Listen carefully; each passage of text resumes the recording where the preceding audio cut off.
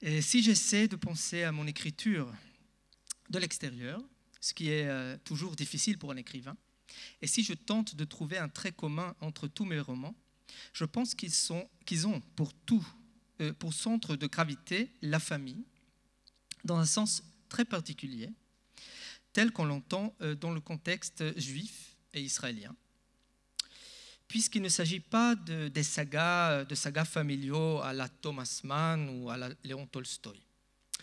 Il s'agit donc d'une toute autre chose, d'une dimension que je tenterai de mettre en lumière dans mes propos, ainsi que dans les extraits de mes romans que je lirai avec Valérie, et notamment de mon roman Yolanda, publié chez Stock à la Cosmopolite, dans la collection La Cosmopolite en 2012, et qui est à ce jour le seul à être publié en français, traduit avec beaucoup de finesse et grand talent par Valérie Zenati.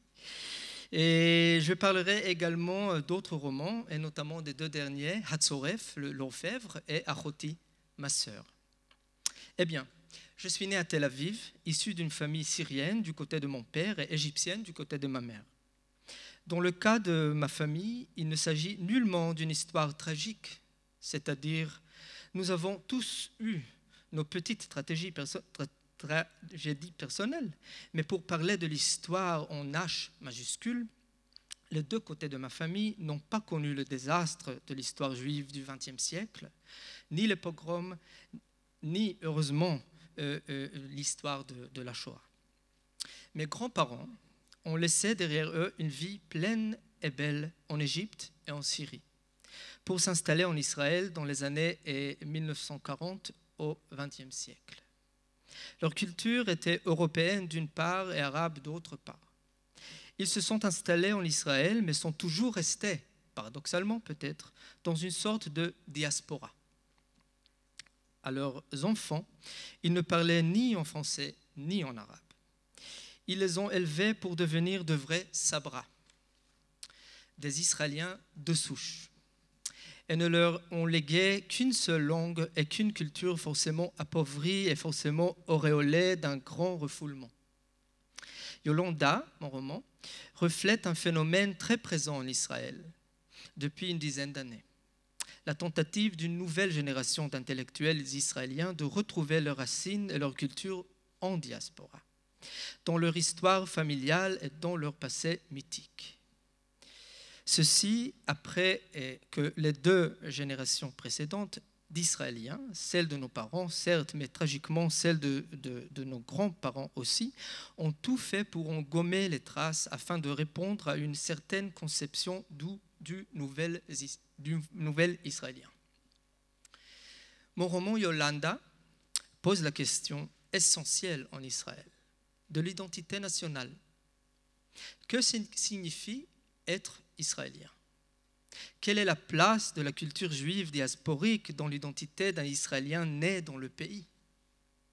Le roman s'interroge sur la manière dont les sabras authentiques regardent les immigrés juifs, et notamment les ressortissants des pays arabes, depuis la création de l'État en 1948 et jusqu'à nos jours.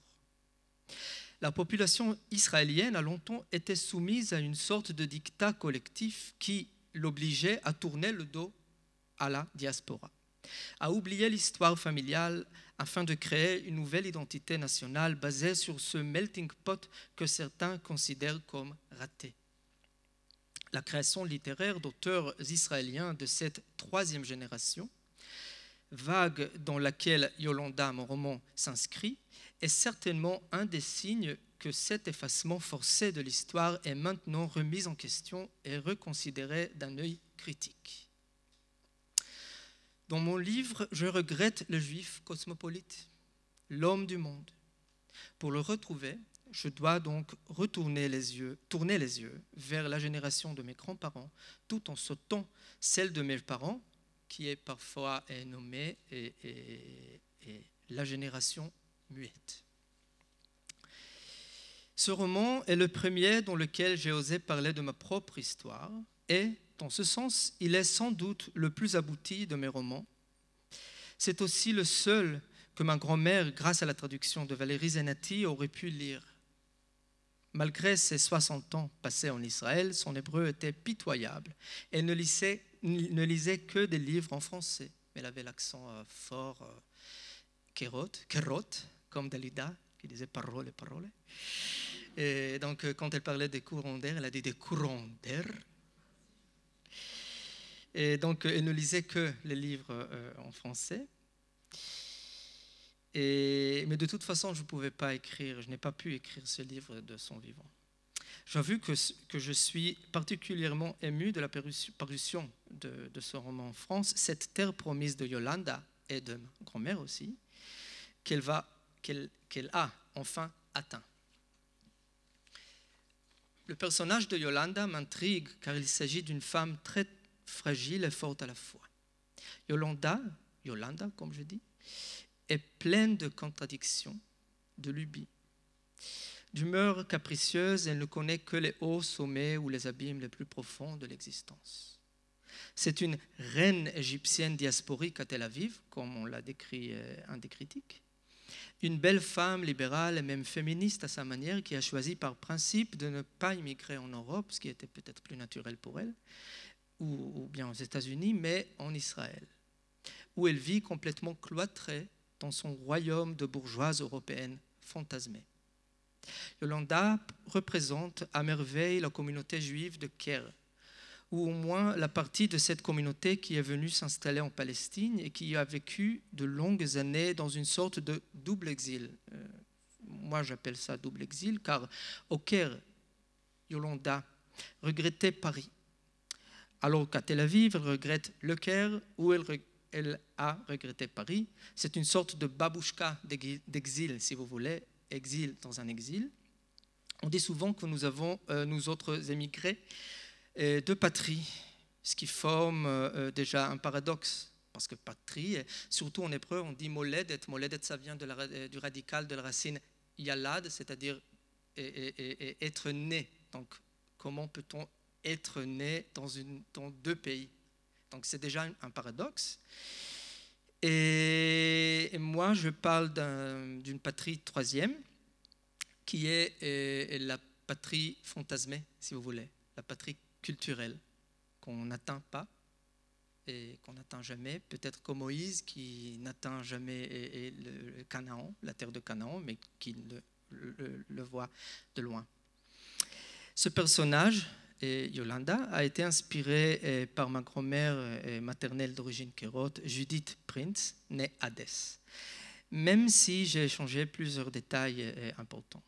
Je l'ai délibérément écrit de manière équivoque, comme le reste de l'œuvre d'ailleurs, c'est-à-dire que le lecteur ne sait jamais démêler ce qui relève de la fiction et de ce qui est vrai. C'est un genre littéraire qui m'intrigue tout particulièrement, car mêlant le réel et l'imaginaire, il suggère un univers bien distinct, mais non pas illusoire. En lisant un roman qui est écrit de cette manière, on se rend compte non seulement de l'effet que la vie peut avoir sur la littérature, mais aussi de l'immense effet qui produit la littérature sur la vie même. Une petite anecdote personnelle à ce sujet. Une fois, il y a une dizaine d'années déjà, j'ai été interviewé dans un journal israélien, un grand tirage, dans lequel le journaliste, comme il arrive souvent, m'a fait dire des choses intimes sur ma vie. Bien sûr, je n'osais pas montrer l'article à ma grand-mère, Judith. Elle l'a trouvé néanmoins. Mais au départ, elle n'a rien dit. J'étais chez elle et c'était le mois de juillet-août, ni de clim, ni de... Toutes les fenêtres étaient bien entendu fermées. Il faisait très chaud, je n'osais rien dire à ma grand-mère, mais elle, en fin de compte, elle me dit « As-tu vraiment raconté tout ça dans le journal ?» Alors j'ai acquiescé, non sans crainte. « Tu as bien fait, chérie, bravo !» elle a dit. « Dans la vie, il faut tout raconter. On ne doit surtout pas garder des secrets. » Dans mon roman, je me soumets finalement à ce testament. Encore une petite anecdote par rapport à ma grand-mère afin d'expliquer cette communauté juive du Caire. Une fois, je lui ai dit que j'allais au Maroc, que je voulais aller au Maroc Alors elle a dit, cette femme née en Égypte, qui n'a jamais quitté ni l'Égypte et après ni Israël, elle a dit, le Maroc, c'est un pays intéressant, oriental. Moi, je ne les comprends pas. C'est ce qu'elle m'a dit. Eh bien, à l'âge de 21 ans, je suis parti vivre en France, terre promise de ma grand-mère. Au départ, pour un séjour de 6 mois afin de suivre un cours de civilisation française à la Sorbonne. Puis, je suis retourné à Tel Aviv, que j'ai quitté à nouveau au bout d'un an pour m'installer à Paris. Je pensais que c'était pour de bon, mais c'était cette fois-ci pour 6 ans. C'est à Paris que j'ai fait la connaissance de Dori Manor, que vous avez rencontré hier, qui a fait la présentation hier, qui est non seulement un poète et traducteur de talent, mais aussi, si vous voulez, mon Jules. Et Dori a raconté, il a parlé de son prof de français. Et c'est la seule chose, je pense, qui lie nos deux parcours, parce que nous venons, comme vous comprenez déjà, de deux familles très différentes. Il est un vrai Yéké de Berlin et de la Russie, tandis que moi, je suis jusqu'au bout de mes ongles séfarade, même si j'ai quelques traces hongroises. Mais bon, c'est une autre histoire. Et grâce à Yolanda, je l'ai appris, parce qu'il y a une dame... Bon, je vais raconter cette histoire, c'est intéressant. Et une touriste française était sur la plage Banana Beach à Tel Aviv. Il y a, après la publication de Yolanda, donc 3 ans à peu près. Et à côté d'elle, de cette touriste, il y avait une dame qui avait déjà 85 ans, et kérote d'origine, et francophone. Et cette touriste lui a parlé de ce livre qu'elle lisait sur la plage. Et c'était Yolanda. Et cette dame, kérote, mais israélienne depuis plus que 60 ans, elle ouvre le livre, elle s'étonne de voir, elle est frappée, parce qu'elle se rend compte qu'elle connaît cette famille. Apparemment, c'est la veuve du feu, mon oncle, de l'oncle de mon grand-père, qui était beaucoup plus jeune que l'oncle de mon grand-père, qui était la seule à rester vivante de toutes ces familles, cette famille qui a été boycottée par ma grand-mère. Ma grand-mère, comme je viens de dire, avait beaucoup de lubies. Et une de ces lubies, c'était de gommer toute la famille de mon grand-père. Donc on savait, il y avait des rumeurs comme quoi il était, disons qu'il était ashkénaze, mais on ne savait pas trop. On savait qu'il est né au Caire, mais on pensait qu'il était ashkénaze. D'ailleurs, le nom est Prince, c'est le nom de ma grand-mère d'ailleurs, après leur épousailles. Bon, donc c'est là, et je suis allé avec ma mère, il y a 3 ans seulement, voir cette dame à Ramat Gan, tout près de Tel Aviv, et elle nous a tout raconté. Et il paraissait que nous étions hongrois, et depuis je suis aussi ressortissant hongrois, donc c'est le Nishlam Hama'agal, comme on dit. Et voilà, la boucle c'est bouclé. Bon. Donc, Dori a parlé de son prof, et moi aussi j'avais un prof au lycée, parce que là vous allez poser la question, comment au nom de Dieu parles-tu la langue française, si je viens de dire qu'on ne nous a pas parlé en français à la maison. Donc à l'âge de 13 ans, je suis allé j'ai commencé mes études à l'Alliance française de Tel Aviv, à Ramat Aviv, et là c'était obligatoire la langue française. Alors c'était arbitraire, c'était par hasard, et à l'âge de 13 ans, à la fois je suis tombé amoureux de cette langue que je connaissais déjà, parce que ma grand-mère Judith parlait toujours en français avec moi, mais moi j'ai été muet, tout m'est revenu. Et c'était aussi, comme chez Dori, le pont Mirabeau, et à l'âge de 16 ans, je suis tombé amoureux aussi de la langue française et de la littérature française. Mais chez moi, c'était une prof libanaise, Angèle Nakache, qui mesurait 1,50 m, comme ça. Et je me souviens d'elle dire sous le pont Mirabeau coule la Seine, et nos amours, faut-il qu'ils m'en souviennent, la joie venait toujours après la peine, comme ça. Et aussi, à cet âge de 16 ans et demi, j'ai lu pour la première fois La vie devant soi, et c'est là que j'ai décidé que j'allais être auteur. Et s'il y a un livre dans le monde, je ne sais pas si c'est le meilleur livre écrit, mais c'est le meilleur livre parce qu'il est trempé d'humanité et d'amour et d'humour Et j'ai appelé Momo de Yolanda, et mon personnage principal, Momo, c'est un geste que j'ai fait à ce livre. Bon, donc, et aussi, finalement, et cette Angèle Nakache, mon prof, nous a enseigné le malade imaginaire, et au bout de quelques années, à Paris, j'ai fait ma maîtrise. J'ai écrit sur les 7 traductions du malade imaginaire du français vers l'hébreu. Donc, voilà. On me pose souvent la question en Israël, pourquoi j'ai quitté le pays, c'est Israël. Et je dois dire aussi que ma grand-mère est tellement adorée, était très fâchée quand elle a appris que j'avais l'intention de m'installer à Paris.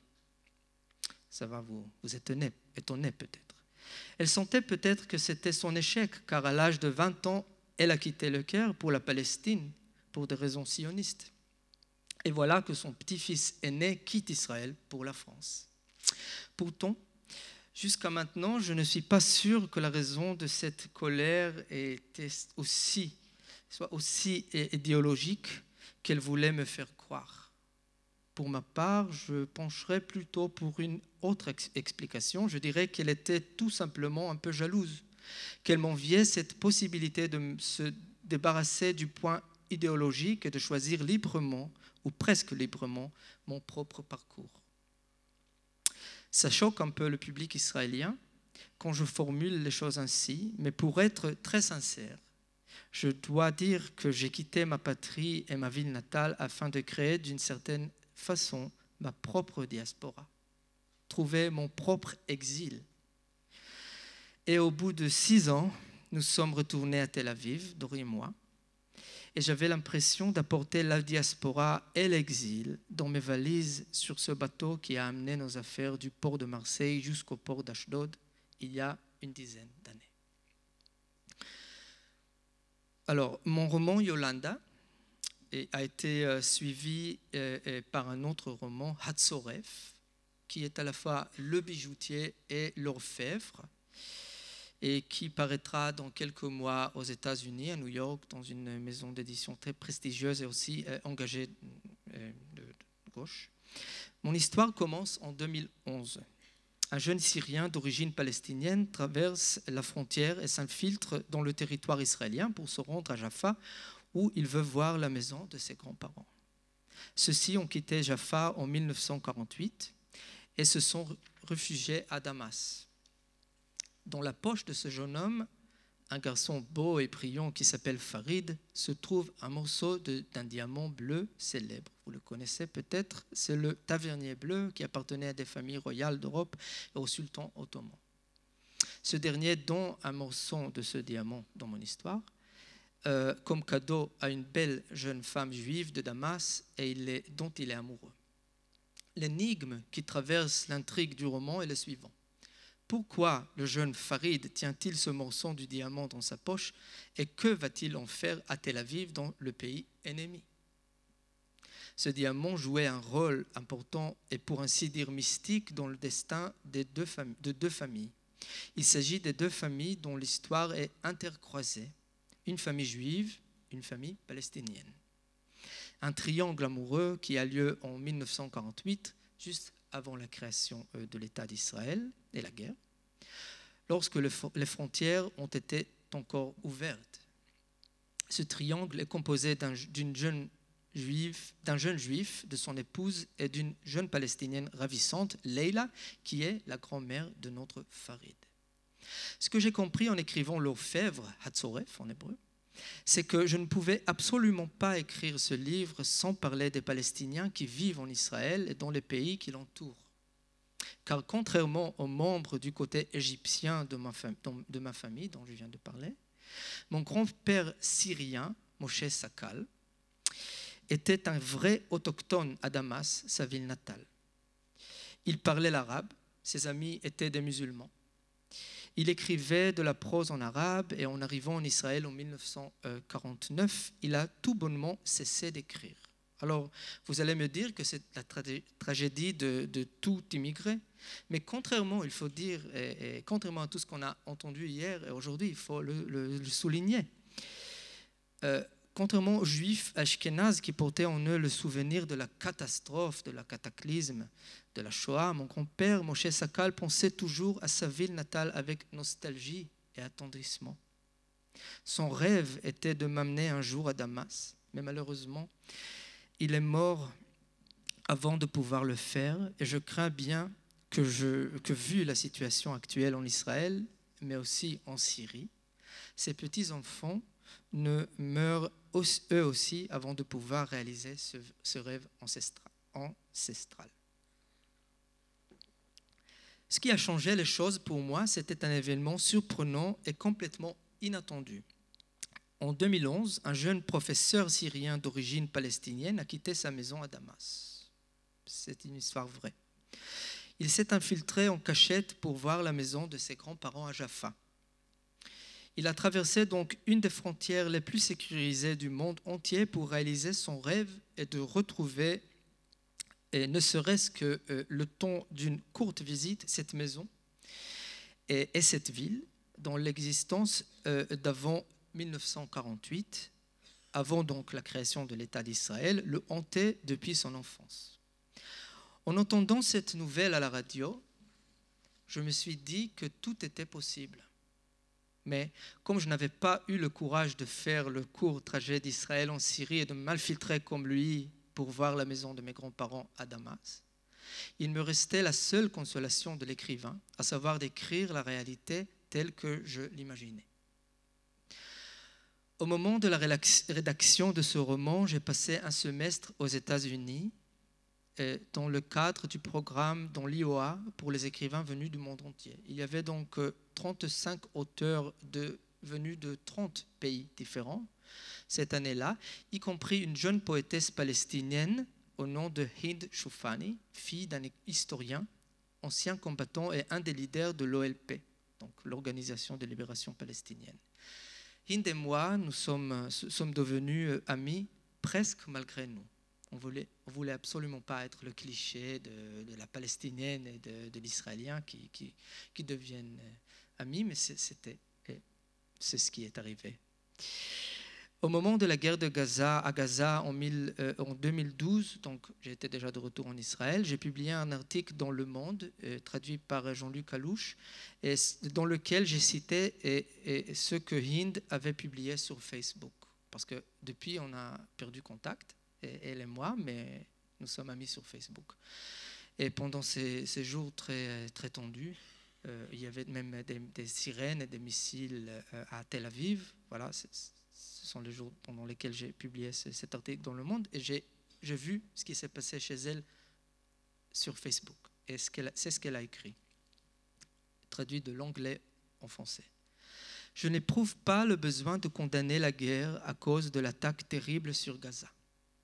Toutes les guerres du Proche-Orient font rage sous ma peau. Toutes les villes du Proche-Orient sont mon foyer. Toutes les âmes des victimes assassinées en Irak, en Syrie, en Égypte, au Yémen, en Palestine, tout cela font partie de ma famille. Tous ceux qui exercent leur violence sur le corps de ceux qui revendiquent la liberté sont mes ennemis. La dernière semaine n'est pas différente des 2 dernières années en Syrie, ni des 10 dernières années en Irak, ni des 65 dernières années en Palestine. Mettez fin à la haine. Voilà. Quelques mois plus tard, j'ai fait une expérience complètement différente au salon des auteurs venus des pays méditerranéens à Marseille. Lorsque j'arrivais pour assister à la table ronde au sujet du printemps arabe, la salle était en proie au vacarme et d'agitation. Après avoir appris que le poète palestinien Najwan Darwish avait refusé et que lui et moi participions à la même table dans le cadre de ce salon, certains furieux quittaient les lieux, d'autres s'étaient levés et hurlaient, certains pour soutenir ce qu'ils considéraient comme un boycott, d'autres pour le dénoncer. Tar Ben-Jaloun s'exprima aussi clairement, il faisait partie de cette table ronde, contre l'attitude de Najwan Darwish, et il a dit, Tar Ben-Jaloun, il a dit, de nombreux écrivains israéliens se sont engagés dans la recherche d'une paix équitable. Et il faut dialoguer avec eux, même si l'on condamne la politique israélienne. Ensuite, mon collègue palestinien expliqua les raisons pour lesquelles il refusait de participer à une table ronde à laquelle je serais partie prenante. Et puis le débat sur le printemps arabe se déroula, mais il ne restait que quelques minutes pour le printemps arabe. Mais moi, en écoutant les propos, je ne pouvais m'empêcher de réfléchir à ce qu'il serait plus pertinent de nommer, hélas, l'automne israélien. Najwan Darwish fit état de sa souffrance et de son désespoir, et cela fut beaucoup plus éprouvant pour moi que le refus qu'il avait exprimé auparavant. Il parla de sa vie à Jérusalem-Est sous occupation israélienne et de l'humiliation qui est son lot quotidien et en tant que Palestinien en Israël. Si j'acceptais, dit-il, de participer à une table ronde avec cet écrivain israélien, je serais le dernier des cons. Fin de citation. Ces propos me firent très mal, bien plus que le scandale lui-même, parce qu'il y avait, après un article dans Libération, il y avait vraiment un vrai scandale pendant quelques semaines. Car en réalité, je ne fus pas réellement boycotté. À la fin de cette session, je me suis levé et on me donna longuement la parole pour que je puisse exprimer ce que j'avais à dire.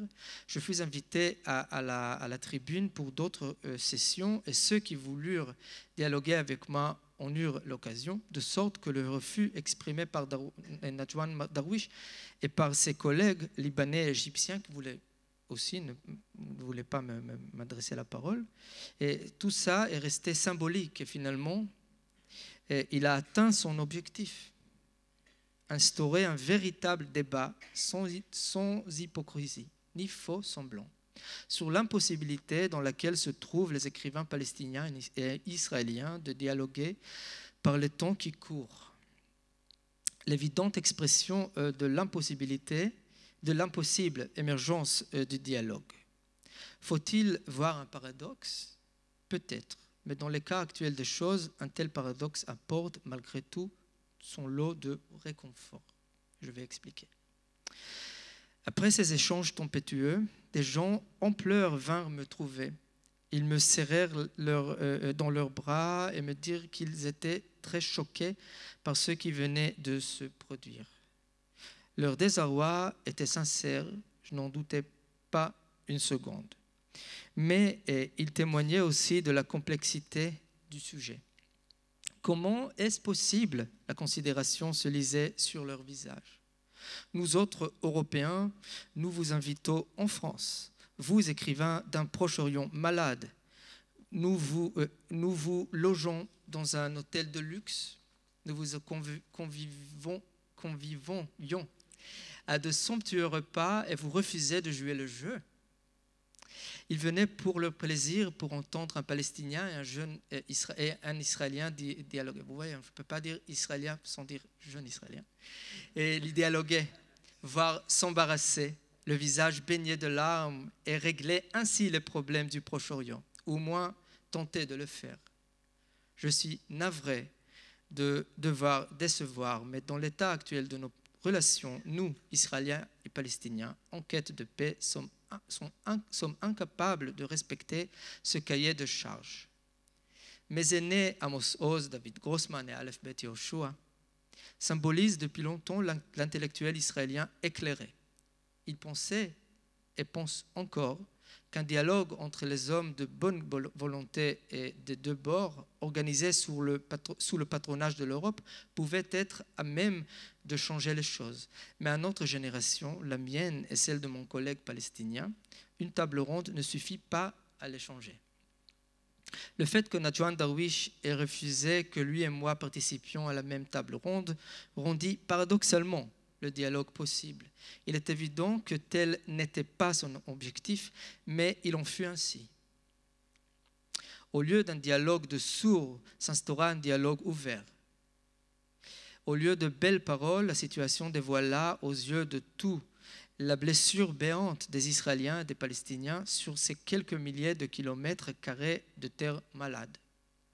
L'un refusant de serrer la main de l'autre ou, comme l'a chanté Georges Brassens, j'ai l'honneur de ne pas te demander ta main. Parmi les propos qu'il me fut donné d'exprimer pendant une vingtaine de minutes, à la fin de la séance, je dis que ce qui venait de se produire ne me surprenait pas, pas uniquement parce que j'ai pris l'habitude d'être l'Israélien de service.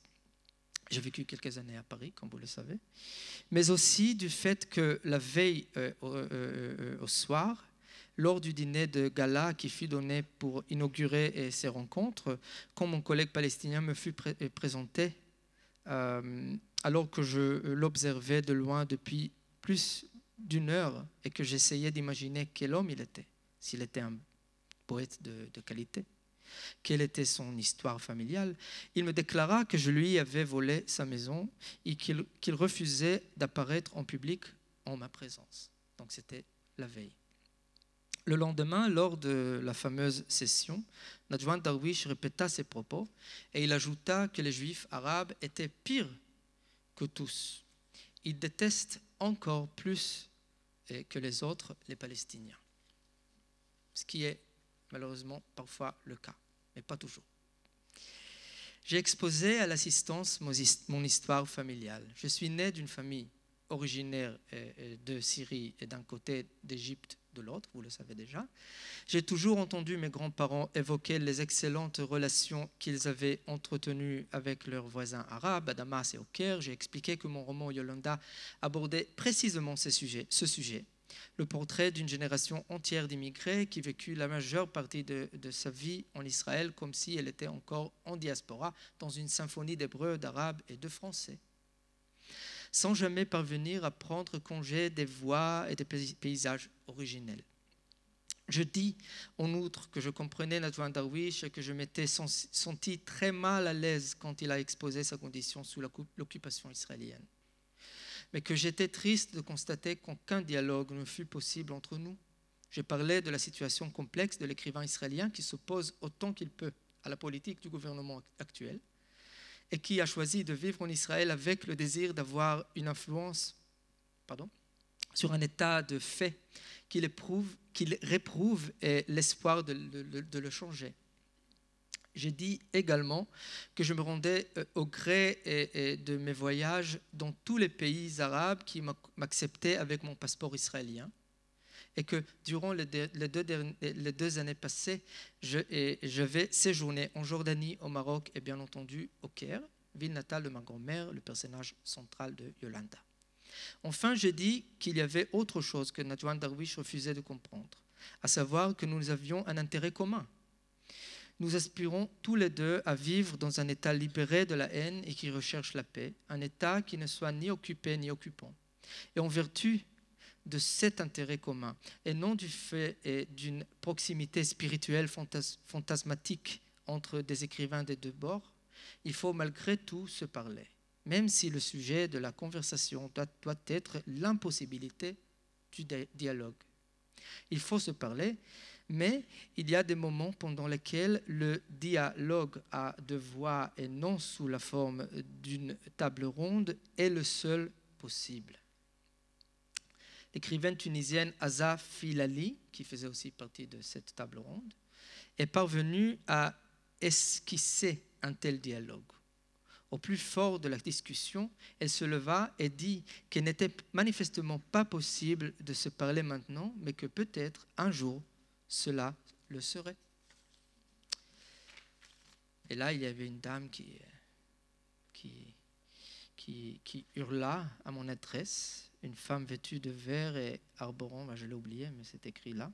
D'ailleurs, je cite là, j'ai fait un article dans Mediapart après ce scandale, et traduit par Gilles Rosier, ici présent. Donc, c'est sa traduction de mon hébreu vers le français. Donc, merci Gilles. Et donc, cette dame m'a dit, hurlait, « J'ai boycotté l'Afrique du Sud au temps de l'apartheid. » Et encore une fois, elle ne voulait pas me laisser parler. « J'ai boycotté. » Alors, enfin, je lui ai dit, comme ça, il y avait des centaines de personnes. Et moi, j'ai pris le micro et j'ai dit, « Madame, suis-je l'ambassadeur d'Israël ? Suis-je l'ambassadeur d'Israël ?» Puis elle s'est tue.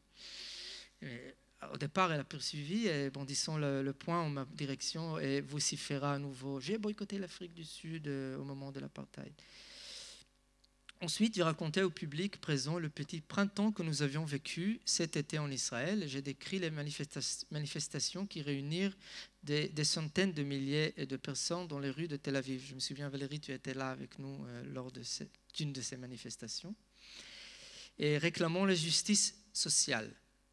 Celles-ci n'ont pas évoqué de réels changements, hélas, peut-être du fait qu'elles étaient totalement apolitiques. Mais j'ai raconté comment je m'étais agrégé à un groupe d'Arabes résidant de Jaffa et de Juifs résidant de Tel Aviv, que nous avions défilé ensemble, nous tous ici, et ensemble en scandant « Juifs et Arabes refusant d'être ennemis les uns des autres ».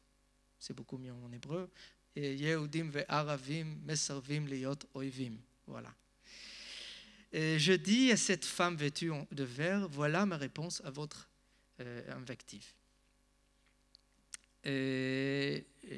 Bon, tout ça, c'est par rapport au sujet de mes deux romans, Yolanda et Hatzoref, le bijoutier ou l'orfèvre.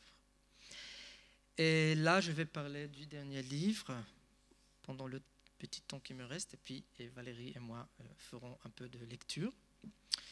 Et donc j'écris, comme vous le savez déjà, et beaucoup au sujet de la famille, mais aussi sur le rapport entre l'œuvre et la procréation. Autrement dit, entre la création littéraire et l'enfantement.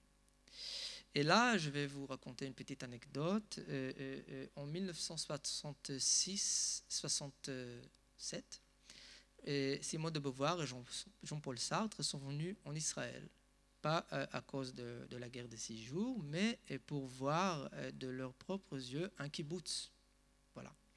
Donc, voilà ce qui s'est passé. Et ils sont allés voir kibbutz. Je pense que c'était la Vota Bashan et qu'il y a une population francophone et de français là, dans ce kibbutz. Pendant des années, je pensais que c'est une anecdote que je raconte toujours dans des rencontres littéraires dans les bibliothèques. Je pensais que c'était une agada urbane, une légende urbaine. Voilà, ça se dit en français.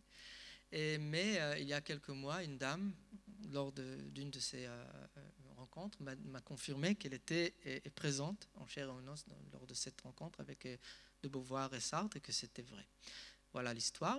Et un des kibbutznikim, donc un des messieurs, et de ce kibbutz, avec beaucoup de chutzpah israélienne, et a dit à Simone de Beauvoir, Madame de Beauvoir, est-ce que vous écrivez des livres parce que vous ne faites pas d'enfants? Et Madame Simone de Beauvoir a répondu tout de suite, Monsieur, est-ce que vous faites des enfants parce que vous n'écrivez pas de livres? Voilà, c'est une histoire vraie. Et donc... Et mon roman, d'abord, là, il y a un robinet sur la couverture. Et il y a quelques mois, parce que c'est tout récent ce livre, et il y a quelques mois, ma sœur m'appelle, ma vraie sœur biologique, qui n'a pas inspiré cette sœur, il faut le dire.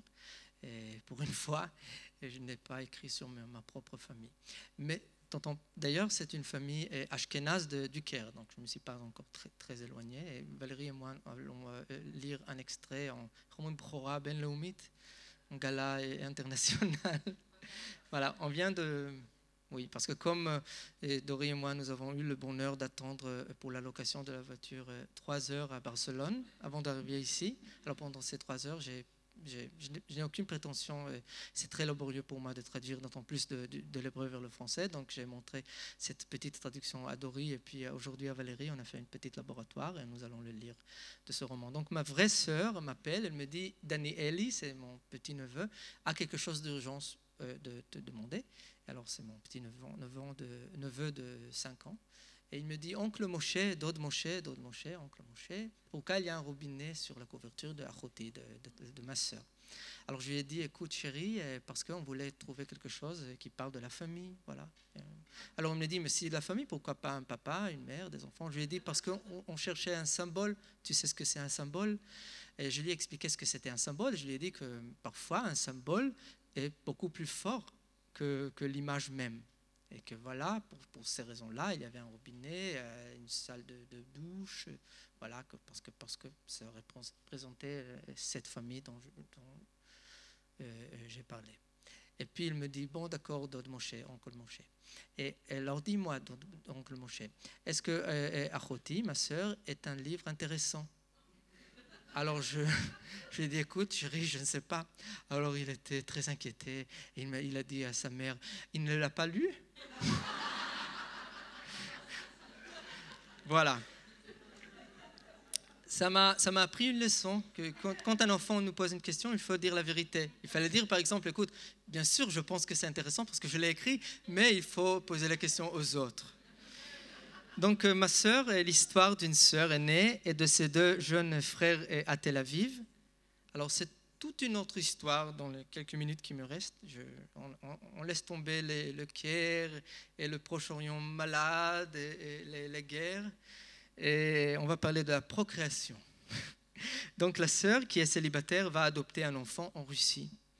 Le frère cadet, un jeune homme brillant et énigmatique qui s'appelle Tomer, on va lire un petit extrait sur lui après, travaille comme donneur de sperme. Avec l'argent qu'il gagne, il aide sa sœur à regrouper la somme nécessaire pour l'adoption de sa future nièce. Voilà l'histoire. La fille adoptée, Nadia, en Russie, est très attachée à son oncle, grâce à qui, d'une certaine manière, elle est née. Mais au fur et à mesure qu'elle grandit, elle se met à penser à son père biologique resté en Russie. Tomer, de son côté, est terrifié par tous ses enfants biologiques. Cette situation mène tous les deux à des résolutions surprenantes que bien entendu, je ne vais pas vous révéler ici.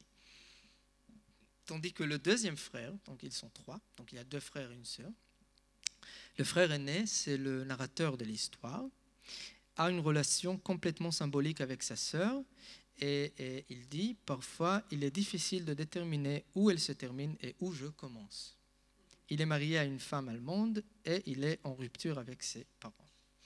Donc le roman Ma sœur examine les différentes facettes de nouvelles familles et pose des questions d'ordre à la fois éthique et pratique comme l'adoption, la donation de sperme et l'influence des différents moyens nouvelles de la technologie sur la procréation. Et il y a tout un débat dans le monde, il faut dire, en ce moment, en ce qui concerne la donation de sperme. Et il y a ceux qui... c'est toujours entre le droit des enfants à savoir qui était le père biologique, de savoir comment il avait l'air, la couleur de ses cheveux, ses maladies parfois, et les choses qu'il aimait, et sa profession. Parfois, combien il mesure, même des questions très, très simples. Et ça, c'est d'une part. D'autre part, le droit des hommes, des donneurs de sperme qui avaient parfois 20 ans et à l'anonymat, à ne pas justement avoir des enfants. Et j'ai beaucoup lu, alors pour changer, au bout de quelques années pendant lesquelles j'ai beaucoup lu sur les guerres d'Israël et de la Palestine et tout ça, j'ai beaucoup lu tout ce qui est lié à cela, justement, à la procréation et à ces débats. Et j'ai lu aussi un Piskei Din, chez le Bagatz, des arrêts de justice, qui est par ailleurs, si vous êtes écrivain, je vous conseille d'aller lire en ligne tous ces arrêts de Bagatz, du Supreme Court, de la Cour suprême. C'est très intéressant.